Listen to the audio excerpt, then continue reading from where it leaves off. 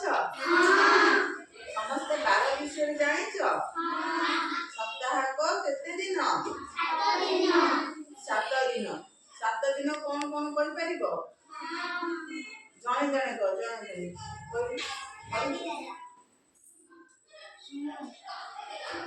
ମଙ୍ଗଳବାର, ବୁଧବାର, ଗୁରୁବାର, ଶୁକ୍ରବାର, ତାପରେ ଶନିବାର, ତାପରେ ରବିବାର, ସୋମବାର, ମଙ୍ଗଳବାର, ବୁଧବାର, ଗୁରୁବାର, ଶୁକ୍ରବାର, ଶନିବାର। এই 12 ବିଷୟରେ ଆମେ ଗୋଟେ ଗୀତ ଶିଖିବା ହେଲା।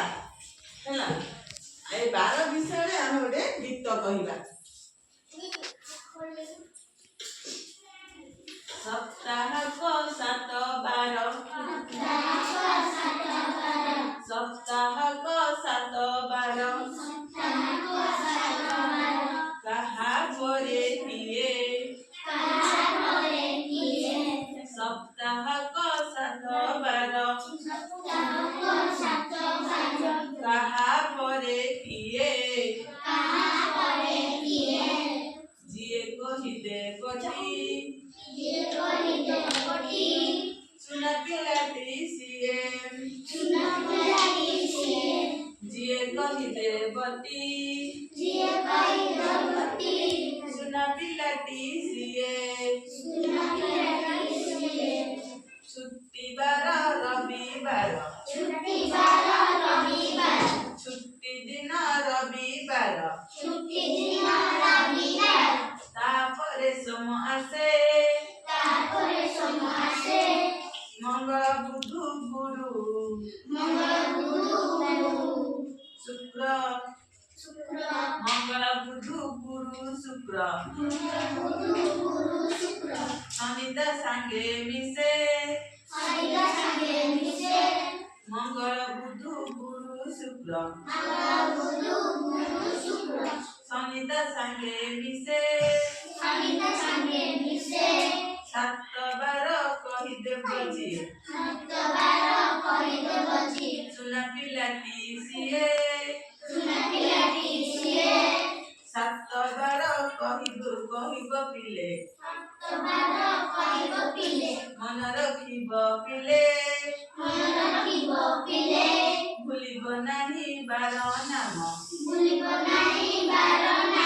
କହିଦବ ପିଲେ।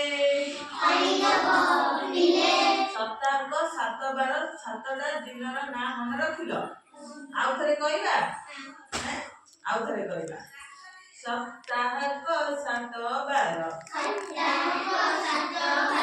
କାହା ପରେ କିଏ? ସପ୍ତାହକ 7 ବାର, କାହା ପରେ କିଏ? ଯିଏ କହିଦେବ 7 ବାର, ସୁନା ପିଲାଟି ସିଏ। ଛୁଟି ଦିନ ରବିବାର, ଛୁଟି ଦିନ ରବିବାର, ତାପରେ ସୋମ ଆସେ, ମଙ୍ଗଳ ବୁଧ ଗୁରୁ ଶୁକ୍ର, ମଙ୍ଗଳ ବୁଧ ଗୁରୁ ଶୁକ୍ର, ତାପରେ ଶନି ମିଶେ। 7 ବାର କହିଦେବଟି ପିଲେ, ମନେ ରଖିବ ପିଲେ। ଭୁଲିବ ନାହିଁ ପିଲେ। ସପ୍ତାହକ କେତେ ଦିନ? 7 ଦିନ। ସବୁ ମନେ ରହିଲା? सोम मंगल रवि सोम मंगल बुध गुरु शुक्र शनि मन रहा सोम पर कौन आसे मंगल मंगल पर बुध पर गुरु आसे गुरु पर शुक्रवार आसे शुक्रवार पर शनिवार आसे शनिवार पर रविवार तमें समस्त को जनाबार